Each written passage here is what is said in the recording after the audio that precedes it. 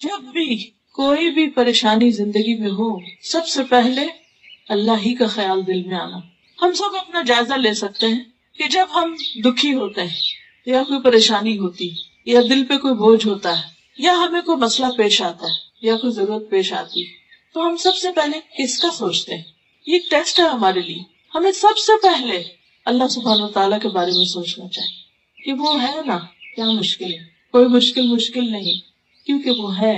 جب لوگ سو جاتے ہیں وہ اس وقت بھی جاگتا ہے، جب لوگ بھول جاتے ہیں وہ اس وقت بھی یاد رکھتا ہے، جب لوگ ناراض ہو جاتے ہیں وہ اس وقت بھی ہماری سنتا ہے. لیکن شیطان جو ہمیشہ بندوں کو اللہ کے راستے سے بھٹکانے کے لیے سرگرم عمل رہتا ہے، اور وہ ہر راستے پر بیٹھا رہتا ہے، اور آگے سے بھی آتا ہے اور پیچھے سے بھی اور دائیں سے بھی اور بائیں سے بھی، تو وہ ہمیشہ یہ چاہتا ہے کہ بندہ اپنے رب کو بھول جائے.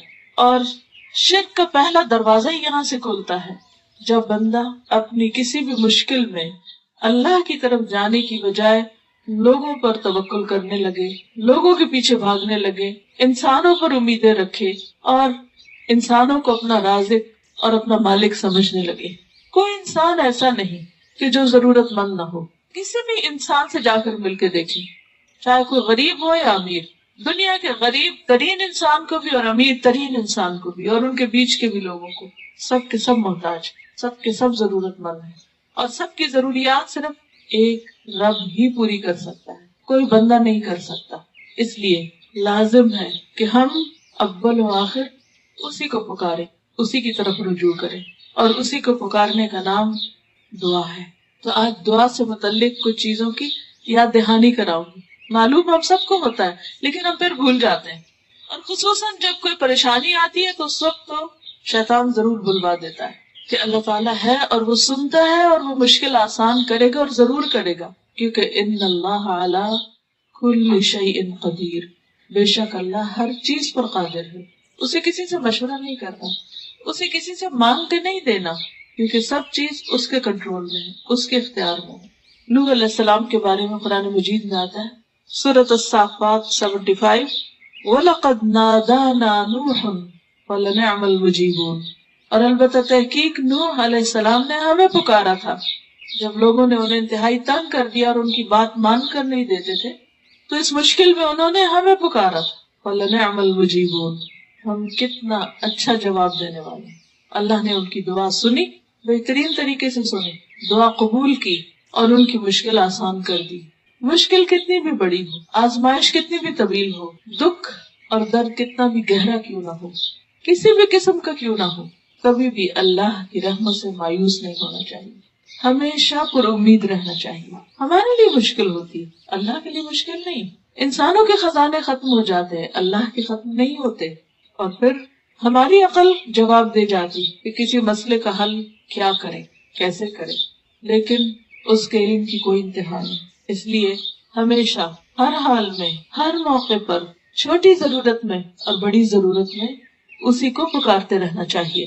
وَاذْكُرْ رَبَّكَ فِي نَفْسِكَ، بندوں کو پکارنے کے لیے تو اونچی آواز میں بولنا پڑتا ہے، چیخنا چلانا پڑتا ہے، لیکن اس کو دل دل میں تضرعا وخیفۃ، عاجزی اور زاری کے ساتھ، گڑ گڑا کے، چپکے ودون الجہر من القول، اور آہستہ آہستہ زیر لب باتیں کرتے کرتے، بالغدو والآصال، صبح اور شام، ولا تکن من الغافلین، اور غافلین میں سے نہ ہونا.